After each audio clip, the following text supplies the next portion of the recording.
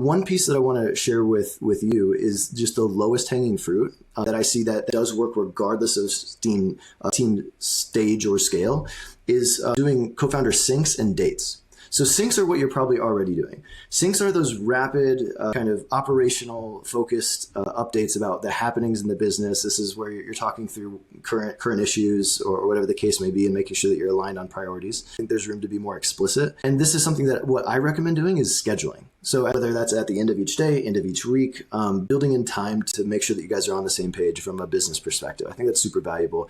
And the reason I bring this up and that it doesn't go fully without saying is I see a lot of early stage teams where they don't schedule this time and it just kind of like happens kind of ad hoc and kind of throughout the day. And I think that's actually a great way to disrupt deep work time and creates other inefficiencies. So this is one. The second piece, the co-founder dates, is creating intentional time and space to engage in meta communication. So that's thinking about how you and your co-founder are talking, are working together, are making decisions. And so you're taking a little bit of a step back to not just be in the relationship and reactive to it, but working on it.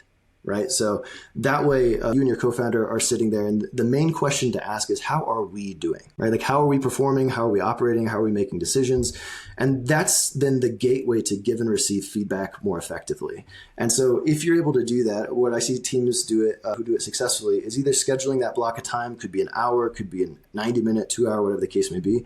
And sometimes that's as often as once a week or as infrequent as once a quarter. But making sure that you do that and you're doing an activity together outside of work where you can just connect as human beings and you can kind of see the person behind the facade, so to speak. Because I think sometimes when we're locked down and a lot's coming at us, we might be trying to push through a difficult time. We start to reduce the complexity of the other person.